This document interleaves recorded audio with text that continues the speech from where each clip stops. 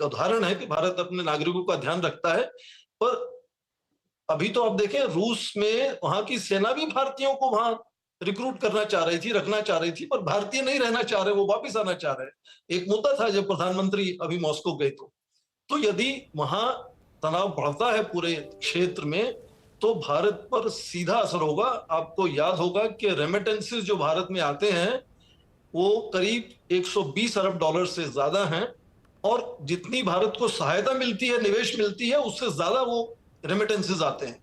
और बहुत सारे ज्यादा रेमिटेंसेस खाड़ी के देशों से आते हैं, और वो गरीब घरों में जाते हैं, वो इंडस्ट्री में इन्वेस्टमेंट के लिए नहीं आते हैं। तो भारत पर असर होगा या नहीं होगा, इसमें कोई दो राय नहीं है। असर होगा, और असर होना शुरू भी हो चुका है। तो मुझे लगता है कि ये जो लगातार माहौल बिगड़ता हुआ नजर आ रहा है, हाँ, उसमें नई सरकार है तेहरान में, उनकी हैसियत नहीं कि सीधा युद्ध करें।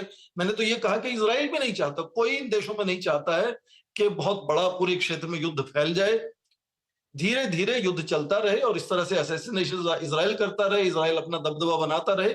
ये इस तरह से माहौल इस वक्त बना हुआ है। मुझे लगता है वो जो सोच है, वो सोच आगे बढ़ रही है इस वक्त।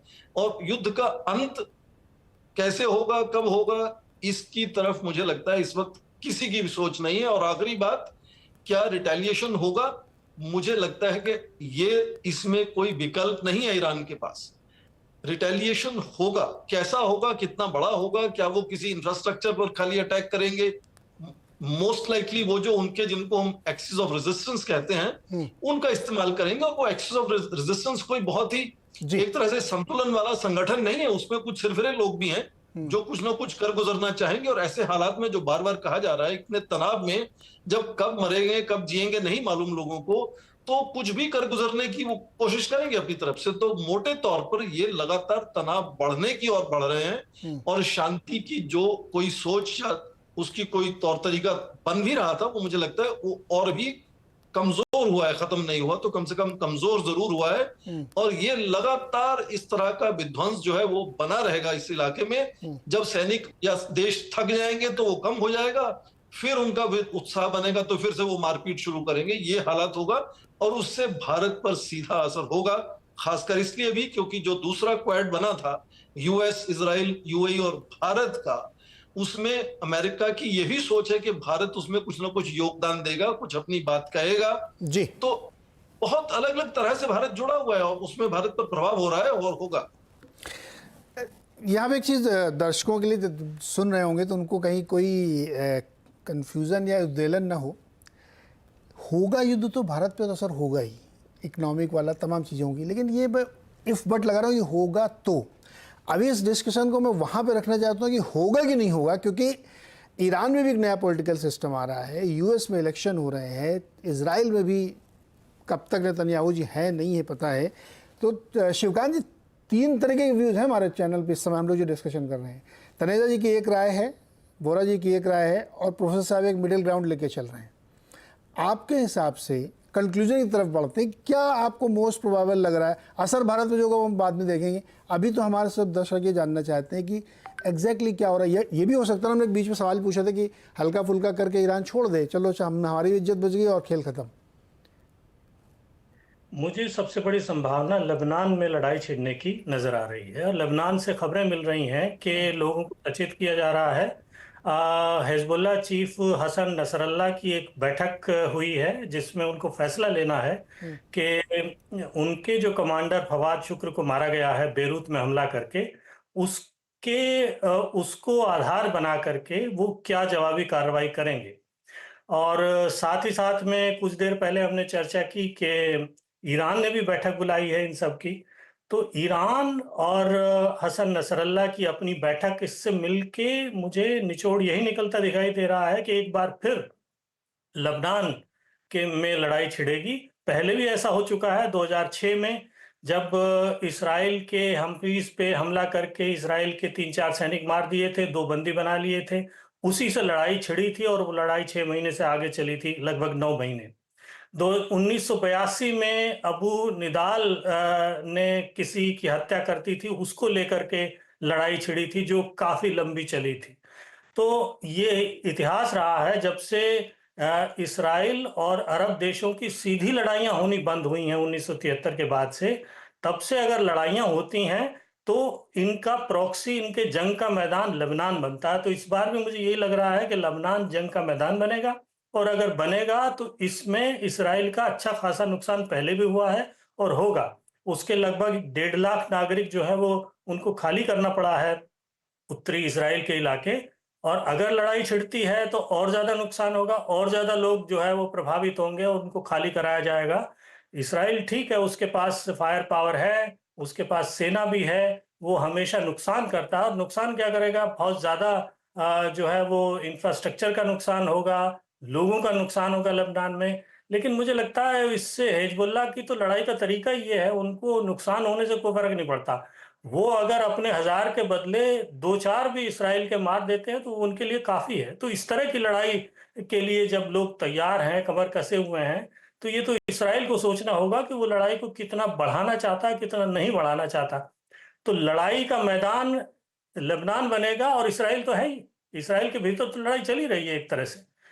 ईरान सीधे सीधे उसमें शामिल नहीं होने वाला, और जो खाड़ी के बाकी देश हैं उनमें तनाव रहेगा, उसकी वजह से बहुत सी चीजों पर प्रभाव पड़ेगा, लेकिन सीधा सीधा उन पर कोई असर नहीं होने वाला।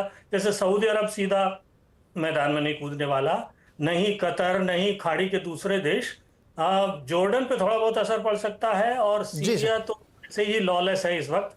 तो कुल मिलाकर के यही लग रहा है कि लेबनान और इसराइल के बीच जो है वो झगड़ा हो सकता है। ओके, तनुजा जी, सऊदी अरब, यूएई, इन लोगों की क्या राय है इस मसले पर? कोई सेंस मिला आपको? हाँ नहीं, बिल्कुल। देखिए, यूनाइटेड अरब एमिरेट्स और सऊदी अरेबिया दोनों जो है वो पीछे से हमास में सब कुछ एक भूमिका निभा रहे हैं, और उनकी कोशिश ये है कि वहाँ शांति हो। जो अमेरिका कोशिश कर रहा था एक शांति वार्ता के माध्यम से कोई रास्ता ढूंढा जाए, उसमें ये दोनों देश जो हैं इन अमेरिका के साथ थे, और कहीं ना कहीं इसराइल से इन दोनों देशों के संबंध है। आपको भी पता, जब भारत के हमारे हवाई जहाज आजकल इसराइल जाते हैं तो सऊदी अरब के ऊपर से उड़ के जाते हैं, जो पहले कभी नहीं होता था। तो इस तरह के उनमें आपस में अंडरस्टैंडिंग है। लेकिन मेरा ये मानना है, देखिए, हमको ईरान इस स्थिति में नहीं है, ना आर्थिक रूप से, ना पॉलिटिकली, ना मिलिटरीली, कि वो इसराइल के साथ एक फुल ब्लोन वॉर जिसको बोलते हैं वो लड़ पाए। वो इस स्थिति में नहीं है। उनके आंतरिक हालत भी खराब है और आर्थिक भी खराब है, और दूसरी तरफ जो चीन, जिसके ऊपर उनकी सबसे ज्यादा निर्भरता है आज, वो भी नहीं चाहता कि ईरान कोई युद्ध में फंसे, क्योंकि चाइना का बहुत इन्वेस्टमेंट वहां हो चुका है, और वो नहीं चाहता कि वो देश जहां पे वो $120 बिलियन ज्यादा इन्वेस्ट कर चुके हैं, वो युद्ध में चला जाए और उनका पैसा भी वहां गड़बड़ होने लगे, और बहुत बड़ी मार्केट भी है वो चीन के लिए। इसलिए मुझे ऐसा लगता है कि ये पैशंस ऊपर जाएंगे।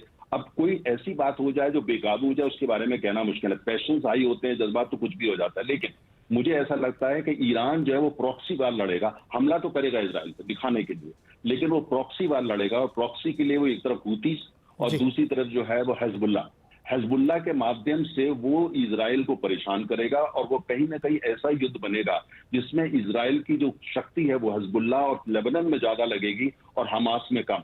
और दूसरी तरफ, एक तरफ हिजबुल्लाह और लेबनान, दूसरी तरफ जो हमास, और इधर इसराइल, ये जो है ये सारी चीजें एस्केलेट होंगी। क्या ये पूरा युद्ध बन जाएगा? ऑयल सप्लाई डिसरप्शंस हो जाएंगे? आज जो मैं देख पा रहा हूँ, आज जो समझ में आ रहा हूँ, आशंका है एस्केलेशन ना हो जाए, लेकिन ऐसा हो पाएगा मुझे ऐसा लगता नहीं, क्योंकि अमेरिका भी नहीं होने देगा, चीन भी नहीं होने देगा, अभी जो सऊदी अरब भी नहीं होने देगा, यूनाइटेड अरब एमिरेट्स भी अभी ऐसा नहीं होने देगा। लेकिन जैसे मैंने कहा, दुर्घटना तो दुर्घटना होती है, पैशंस हाई होते हैं तो एक्सीडेंट्स होते हैं, उसको मैं एक तरफ से अभी एक तरफ रख के चल रहा हूँ। जी दीपक जी, किसके पास है इस मसले की कुंजी? अमेरिका के पास, ईरान के पास, या इजराइल के पास, या फिर एक कोई दूसरा तीसरा चीन बैठा वो कहेगा यार छोड़ो, धंधे की बात है? कौन, किसके पास कुंजी है कि मामला सुलट जाए? बहुत बहुत अहम प्रश्न पूछा है। शुरू में ये मैं कहना चाहता हूँ, सर इजाजत दीजिएगा, कि हमारी ट्रेनिंग नहीं है कि हम पर्सनल अटैक करें किसी पर। मैं रेटरिक कर रहा हूँ, वो एनालिसिस कर रहे हैं, ये हमारी ट्रेनिंग नहीं है सर। मैं क्षमा चाहता हूँ कि मैं जवाब नहीं दूंगा जो इन्होंने कहा है। 51 साल में पहली बार किसी ने आरोप लगाया है मुझ पर कि मैं रेटरिक में विश्वास करता हूँ, एनालिसिस में नहीं। हमारी ट्रेनिंग होती है इंफॉर्मेशन और फैक्ट। सरकार, ये कोई पर्सनल अटैक मैंने नहीं किया सर, ये मेरा एनालिसिस था, कोई पर्सनल अटैक नहीं था। आप सिंपैथी गेन करने का इन्होंने रेटरिक का नाम चली जाने दीजिए सर। मैं अब आपके इस विषय पे आपको पता, इनको खामोश कर। जी जी जी सर, आपने एनालिसिस नहीं कहा था, आपने रेटरिक कहा था, क्षमा कीजिए। अच्छा सर, अब मैं आपको बताना चाहता हूँ, जो आपने प्रश्न पूछा है कि चाबी किसके हाथ में है, मेरा ये मानना है इस समय सर, गल्फ में सऊदी अरेबिया, यूएई जो सब दोस्ती कर रहे हैं अमेरिका के साथ, ईरान भी चाहता है, एक जमाना था शाह के टाइम में जब ये बहुत आपस में इनकी दोस्ती थी, फिर बिगड़ गया जब ये आयतुल्ला लोग वहां पर आए। मेरा ये मानना है कि अभी तक चाबी यूनाइटेड स्टेट्स के पास है और वो इसका प्रयोग करेगा चीन के बरखिलाफ और रूस के बरखिलाफ। यहाँ पर वो शांति बनाने की कोशिश करेगा क्योंकि उसके इस समय डिस्ट्रैक्शन जो है वो दूसरे हैं। वो चाहता है रूस को यूक्रेन में कमजोर करें, आप ये सब जानते हैं। चीन को चाहता है कमजोर करें साउथ चाइना सी में और ताइवान में। तो ये अननेसेसरी डिस्ट्रैक्शन है। लेकिन इजराइल ने कह दिया है कि आपने मुझे ये आउटसोर्स कर दिया, मैं आपको आपके इंटरेस्ट इस इलाके में प्रोटेक्ट करूंगा। वन लाइनर खाली चाहिए, क्या यूएस इलेक्शन के बाद कुछ होगा?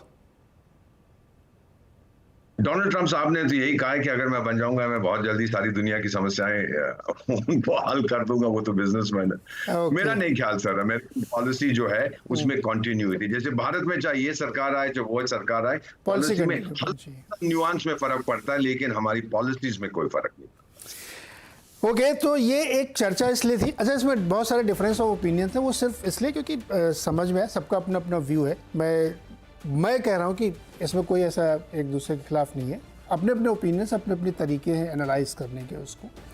लेकिन तनाव है, इसमें कोई शक नहीं है, ना हो आगे ये हम सब चाहते हैं, क्योंकि युद्ध कोई बहुत अच्छी चीज़ नहीं कहीं भी दुनिया किसी भी कोने हो, क्योंकि उससे सबको नुकसान होता है, पूरे वर्ल्ड को। अभी यूक्रेन में चल ही रहा है तो फूड क्राइसिस वर्ल्ड में हो ही रही है। लेकिन सिचुएशन टेंस है, क्या मोड़ लगी कहना बड़ा मुश्किल है, और बहुत सारे इसमें प्लेयर हैं जो डायरेक्ट इनडायरेक्ट प्ले कर रहे हैं।